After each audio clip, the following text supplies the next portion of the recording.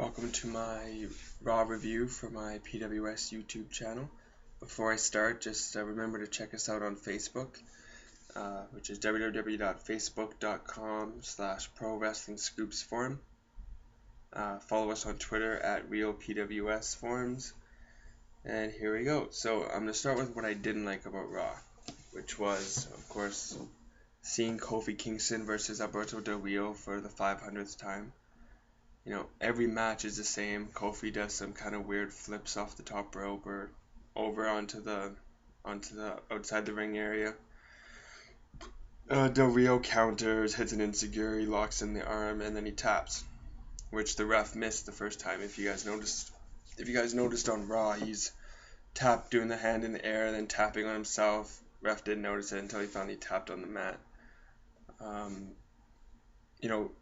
WWE has kind of destroyed Kofi Kingston. Kofi was actually a pretty interesting heel outside of the WWE. He had this whole anti-America kind of gimmick, very short hair. I've seen a few of his promos, and it was pretty good stuff. And he comes to WWE, and they turn him into this cookie cutter face spot monkey. That's not racist. So that's kind of a disappointment, but I'd love to see a Kofi heel turn at some time, hopefully in the near future. Moving on from that, one of the other things that really bothered me about Raw was Ava Marie getting the pinfall.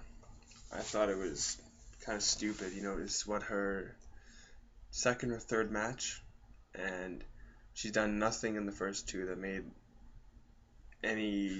gave us any hope that she could be a good wrestler. But a lot of people said the same about Trish and the same about people like that. But Trish put the work in and learned the craft, which I don't think Ava's willing to do. She just wants to get by on her looks and her stupid reality show.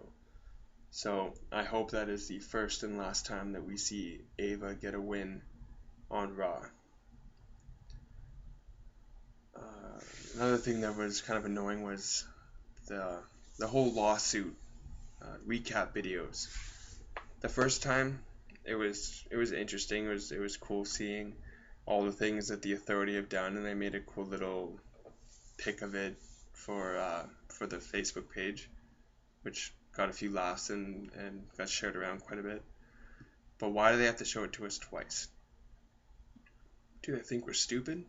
Or do they think we have the attention span of a goldfish?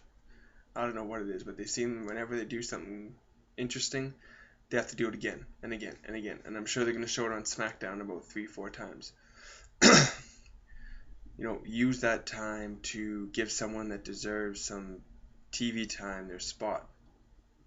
The time they wasted on that, they could have done, interview backstage, something. Anything is better than watching that twice. Speaking of a waste of time, Great Khali versus Ryback. Again, another thing that we don't need to see. Maybe if Ryback would have hit the shell shock, then I would have been alright with it. But he didn't. He hit his stupid weak clothesline and then just messed around with Santino and Hornswoggle. Speaking of that little weird family, it was cool to see Natalya come out with her husband, TJ Wilson, aka Tyson Kidd, instead of that weird oddities group.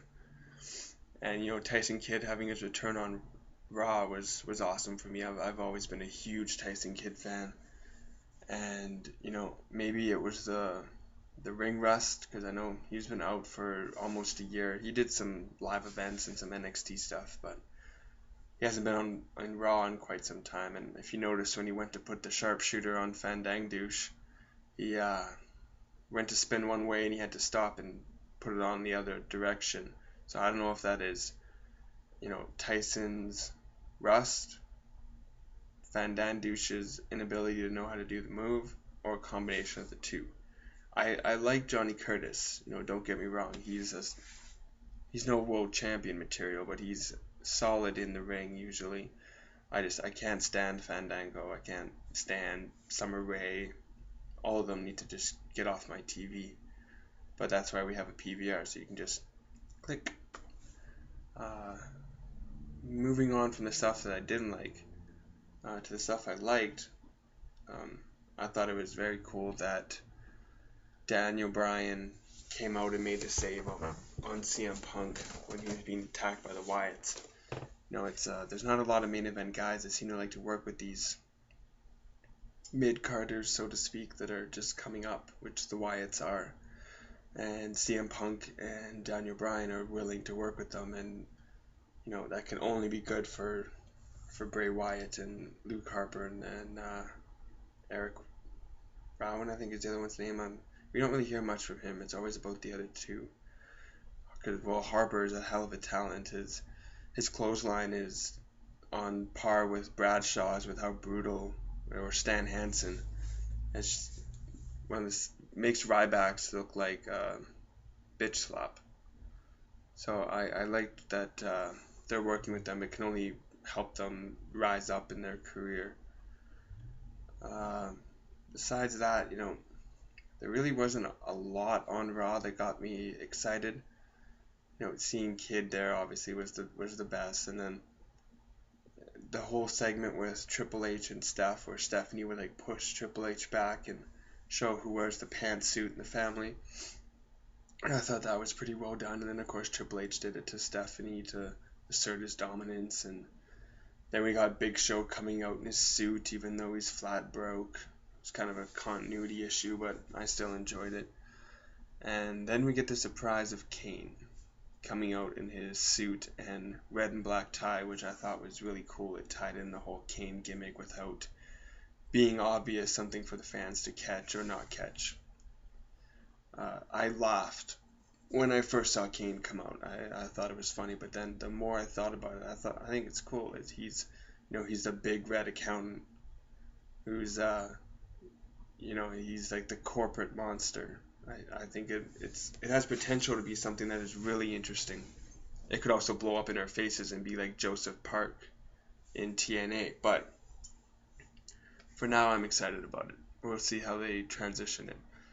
I don't know if you guys watched it, but before Raw, I did a preview about Damien Sandow and what I thought, how this was an important Raw for Sandow, what they were going to do with him in the future, if he was just going to go back to being a jobber, or if he was going to build on this sadistic heel side, and that's what they did. The backstage interview was really well done, really shown the progression of Sandow, and then in the match, although he didn't win, he held his own. He had some good moments.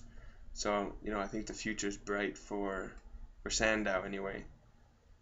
Dolph Ziggler, who lost out on the vote to face Randy Orton, still had a great match with Curtis Axel and got over the Intercontinental Champion, who looks like, his shine has kind of come off a little bit now that Paul Heyman is injured in Europe.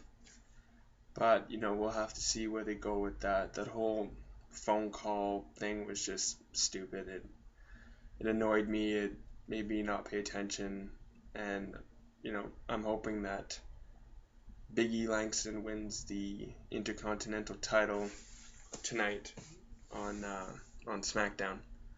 I think that'd be great. His match with Randy Orton. I had predicted that Big E would win. I thought that, he would pull out the shocking win, but although he didn't, he surprised a lot of people. That match was really well done.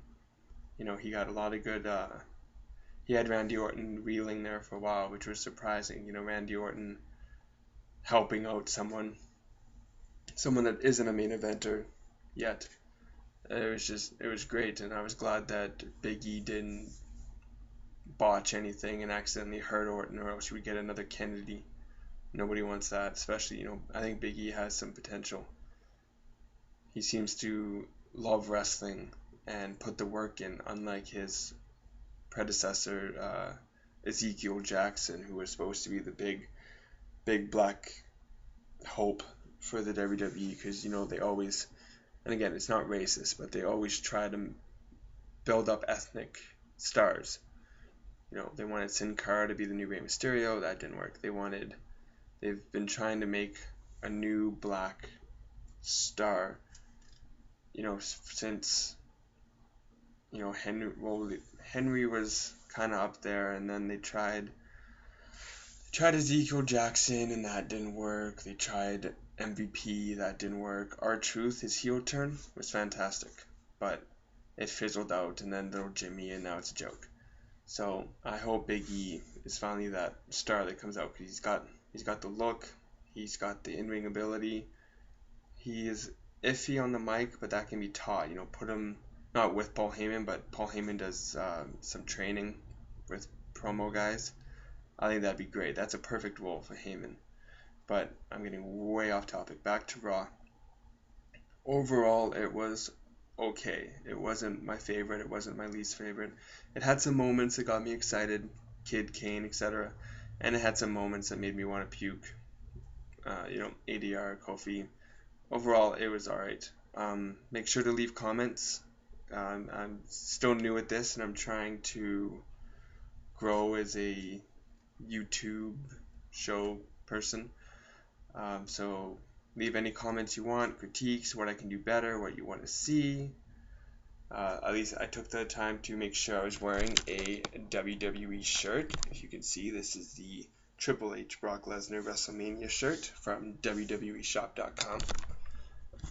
So I hope to make another video for you guys soon. This may be the last video under the PWS Forums name. I'm currently rebranding my entire page, Twitter, YouTube. So yeah, make sure to leave those comments. Thanks.